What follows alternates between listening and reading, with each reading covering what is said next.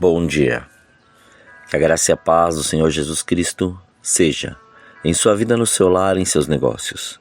Quero agradecer a Deus por permitir entregarmos nossas primícias a Ele e juntos desfrutarmos de mais um dia dessa palavra que se encontra lá no livro de Juízes, capítulo 12, versículos 1 a 6, que diz: Então foram convocados os homens de Efraim e passaram para Zafon e disseram a Jefté: Por que foste combater contra os filhos de Amon e não nos chamaste para ir contigo?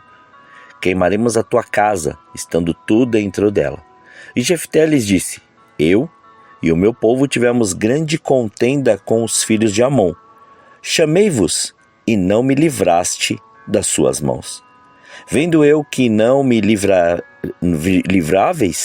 arrisquei a minha vida e passei contra os filhos de Amon, e o Senhor os entregou nas minhas mãos. Por que, pois, subistes hoje contra mim, para me combaterdes? Ajuntou Jefté todos os homens de Gileade e pelejou contra Efraim. E os homens de Gileade feriram Efraim, porque este dissera: Fugitivos sois de Efraim, vós, gileaditas, que morais no meio de Efraim e Manassés. Porém, os gileaditas tomaram os vales do Jordão que conduzem a Efraim, de sorte que, quando qualquer fugitivo de Efraim dizia: Quero passar, então os homens de Gileade lhe perguntavam: És tu efraimita? Se respondia: Não, então lhe tornavam: Dize, pois, Shibolete. Quando dizia Sibolete, não podendo exprimir bem a palavra, então pegavam dele e o matavam nos vales do Jordão.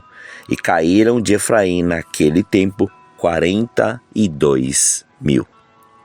De acordo com o texto bíblico, encontramos dois povos, os de Gileade e os de Efraim, que pertenciam à nação de Israel e que lhe declararam uma guerra interna contra eles mesmos.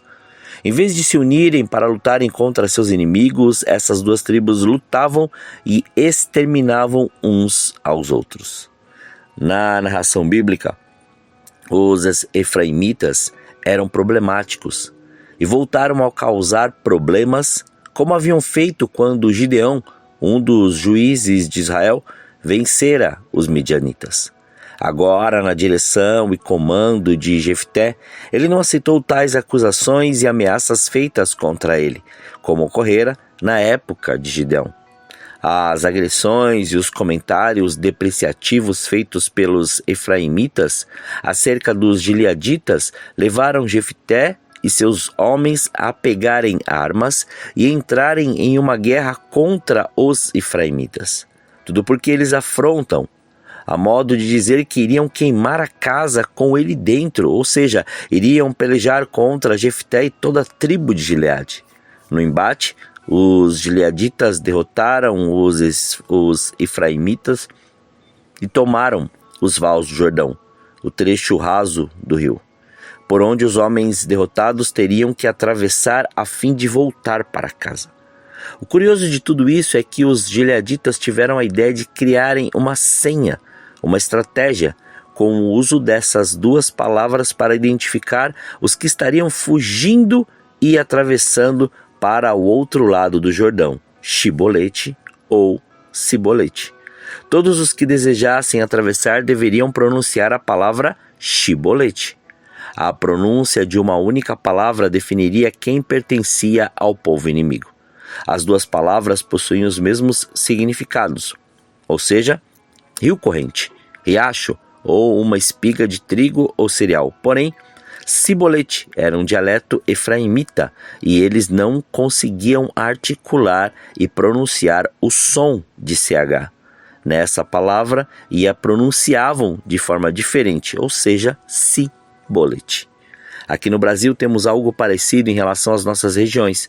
Vou dar um exemplo de pronúncia da mesma palavra dita em lugares diferentes. A palavra registro, em uma localidade, é pronunciada dessa maneira, em outra, simplesmente é dito resisto. Compreendeu, portanto? ao serem identificados pelo sotaque, eram consequentemente executados. No texto que lemos, afirma que 42 mil deles foram mortos.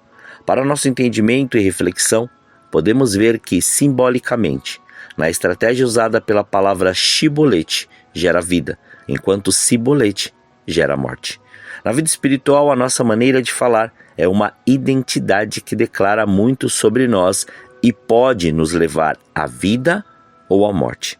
Pois aqui falamos de um povo arrogante, prepotente e orgulhoso, que preferiu a guerra contra os seus irmãos do que comemorar a vitória diante do inimigo. Jesus nos ensina sobre isso, e que a condução das palavras está no ímpeto do nosso interior, como descrito no Evangelho segundo Mateus, capítulo 12, versículos 34, 36 e 37, que diz: Raça de víboras, como podeis falar coisas boas sendo maus? Porque a boca fala do que está cheio o coração. Digo-vos que de toda palavra frívola que proferirem os homens, dela darão conta no dia do juízo. Porque pelas tuas palavras serás justificado, e pelas tuas palavras serás condenado. Nós, cristãos, devemos ter cuidado com as palavras que saem de nossa boca. O apóstolo Paulo, na carta aos Colossenses, no capítulo 4, no versículo 6, declara que elas devem ser temperadas com sal. A vossa palavra seja sempre agradável, temperada com sal, para que saibais como vos convém responder a cada um. Quem não consegue falar a linguagem do povo de Deus não pode fazer parte da nação santa e eleita. Quem vive na prática do pecado com um coração orgulhoso e arrogante, falando cibolete, pode estar se condenando à morte. Ainda que tente se esconder, será achado. Quem vive uma vida separada da comunhão com Deus e com o corpo de Cristo sempre falará uma língua diferente. Não estou me referindo ao tipo de pronúncia caracterizada pela região, mas sim à conotação espiritual de nossa atitude diante do Senhor. Contextualizando de uma maneira figurada, falar shibolete é pronunciar a vida, a paz e a segurança. É falar o idioma da fé e viver debaixo da vontade de Deus. Pronunciar shibolete é viver em comunhão com Deus e com o corpo de Cristo. É viver pela palavra de Deus e ter a vida através da mesma. É viver em santidade e estar disposto a servir. Vivendo em santidade, certamente viverás e não morrerás. Dizer shibolete e não mentir é viver a sua identidade espiritual. Procure sempre dizer shibolete, que é vida, e nunca cibolete, que é morte. Procure sempre referenciar a vida e não a morte, a bênção e não a maldição. Procure revelar sempre o Cristo ressurreto e não a vontade do seu coração.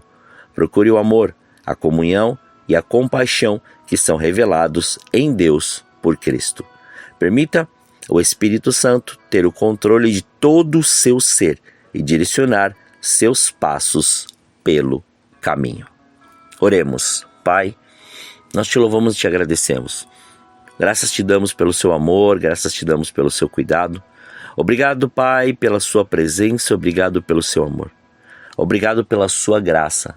A sua maravilhosa graça é o que nos conduz e que nos dá a certeza de vivermos mais este dia.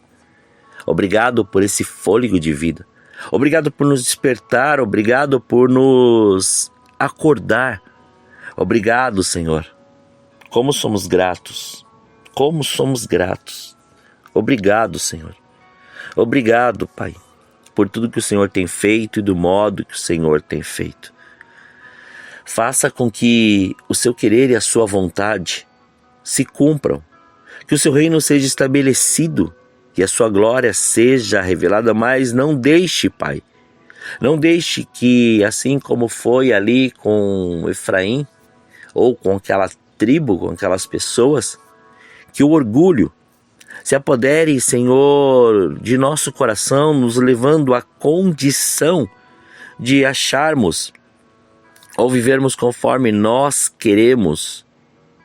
Mas, Pai, leva-nos e sempre posicione-nos com um coração humilde, contrito, quebrantado diante da sua face, da sua presença, compreendendo todas as coisas que estão em nossa volta e tudo aquilo que está acontecendo.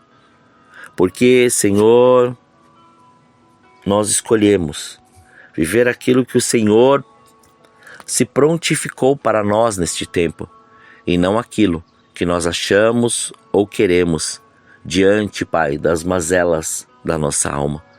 Então, cumpra, estabeleça e faça com que o seu querer seja manifesto. Mas, Pai, livra-nos do mal, livra-nos da tentação. Não deixe faltar o pão na mesa, Senhor, deste teu filho, antes que esta proclamação venha com graça, glória, poder e majestade. Faça com que o seu querer seja manifesto dia após dia. E mais uma vez, não deixe, Pai, com que nenhum orgulho, nenhuma soberba, arrogância, ganância ou qualquer outro tipo de sentimentos desses sejam, Senhor, em nós e em nosso coração. Antes, leva-nos ao entendimento da sua verdade, da sua palavra, do seu querer, e que sejamos dirigidos pelo seu Santo Espírito em mais este dia. Muito obrigado, Senhor. Graças te damos. Consagramos este dia, consagramos nossas vidas, consagramos tudo diante do seu altar, para que o seu nome continue sendo glorificado, exaltado e engrandecido em nome de Jesus. Não deixe faltar nada, Pai, na vida deste teu filho, desta tua filha. Antes, guarda-os e proteja-os. Muito obrigado. Assim oramos, agradecidos, em nome de Jesus. Amém. Que você tenha um dia abençoado na presença do Senhor. E quem vos fala é o pastor Leandro Araújo, de São Paulo, capital. Deus te abençoe grandemente.